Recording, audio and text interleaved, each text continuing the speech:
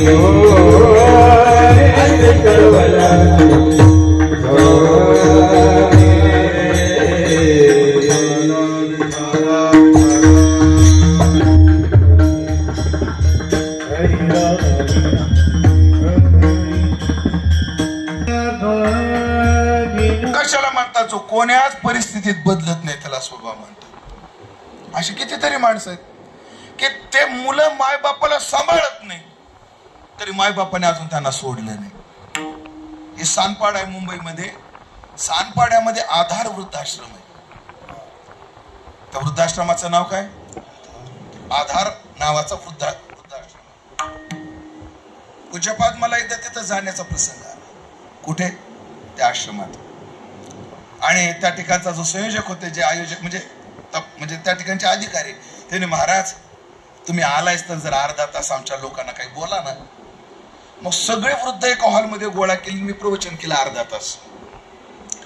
तर त्या सगळ्यांमध्ये एक बाई जरा मोठ्या घरची दिसत होती। एक आपण म्हणतो ना त्याला फेस रिडिंग बॉडी लँग्वेज वरून कळतं नाही माणूस काय मोठ्या घरचा। चांगली सुशिक्षित उच्च कुलस्थ बाई दिसली। सहज मी त्या संयोजकाला विचारलं, म्हणलं का हो, ह्या कोण आहेत? आणि महाराज ही बाई क्लास 1 ऑफिसर आहे, रिटायर्ड। हिला पेन्शन 60 ते 70 हजार आहे। कोणाला? त्या बाईला। म्हणजे तरी वृद्धाश्रमात आहे? म्हणे हो वृद्धाश्रमात आहे। कमाल आहे। कमाल त्याच्या पुढे म्हणे महाराज, दर 1 तारखेला तिचा पोरगा गाडी घेऊन येतो, या बाईला गाडीत टाकतो, बँकेत जातो, 60,000 काढतो, आम्हाला 5,000 देतो, 55,000 घेऊन जातो। यात नवल नाही महाराज, आई त्याला देते।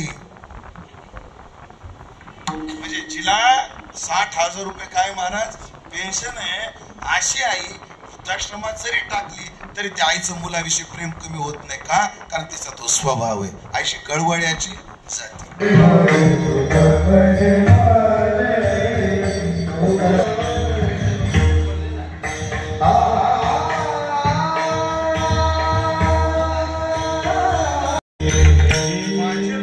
संतावरी ओझे, कोण्या संतावर ओझे तर या संतांवर ओझे। कोणत्या? ज्ञानेश्वर भाग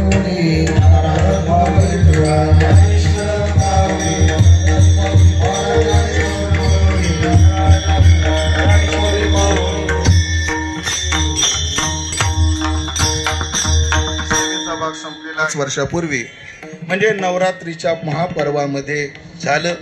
मला असं वाटतं या नवरात्रीच्या महापर्वातलं हे निर्याण म्हणजे काय आहे? खरं तर यशवंत भाऊ, संतोष भाऊ आणि संजय भाऊ, जेव्हा तिला लक्षात आलं कुसुमताईंना की आता माझं शरीर मला जगायला साथ देत नाही, मग तेव्हा तिनं काय केलं? आपली 3 मुलं आदिशक्तीच्या ओटीत घातले आणि आपला निर्याणाचा दिवस नवमी असा तिनं ठेवला आणि हे लोकीची यात्रा संपवली।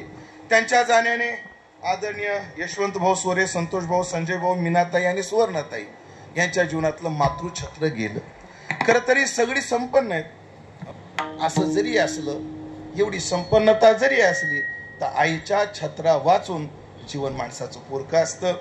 त्यांच्या हृदयात ती सल निश्चित आहे आणि आईविषयी प्रेम असल्यामुळेच 5व्या वर्षी एवढ्या गोड कार्यक्रमाचं आयोजन त्यांनी केलेलं आहे. पण या 5 भावंडांना सांगेन, जरी आई गेली अजून पित्याचं छत्र तुमच्या डोक्यावर आहे.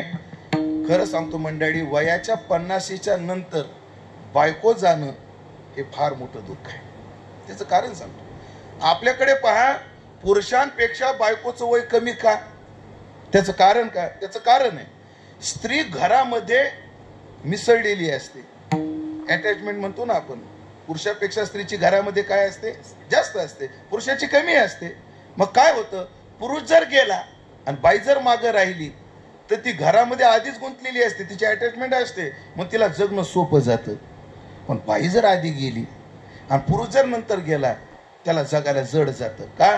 कारण त्या घरात जुळलेला नसतो, पुरुष जुळलेला नसतो. आणि अशा काही अडचणी असतात त्या बायकोशिवाय कोणाला सांगता येत नसतं. असं काही असतं ते बायकोलाच सांगता येतं. आणि अशा वयात जिचा आधार पाहिजे होता, त्या वयामध्ये आदरणीय महादेव नारायणराव सोरे यांनाही पत्नीचा वियोग झाला. पण मी 5 भावंडांना सांगेन, ज्यांचा हात धरून, ज्यांच्याकडे पाहून तुमची आई या सोरे परिवारामध्ये आली होती, आता त्याचा आधार तुम्ही बना. वडिलांची सेवा जशी तुम्ही आईची केली आणि वडिलांची करता तशीच सेवा करत राहा. हीच खरी आईला श्रद्धांजली आहे, अशी भावना व्यक्त करून पुन्हा एकदा सर्व वैष्णव गुणीजन महाराज मंडळी यांचे आभार मानून अभंगावर जे काही बोलू शकलो ते माझ्या वारकरी शिक्षण संस्थेतले गुरुवर्य, माझे गुरुवर्य संतवीर बंडातात्या कराडकर यांच्या चरणी समर्पित करून वाणीला पूर्णविराम. पुन्हा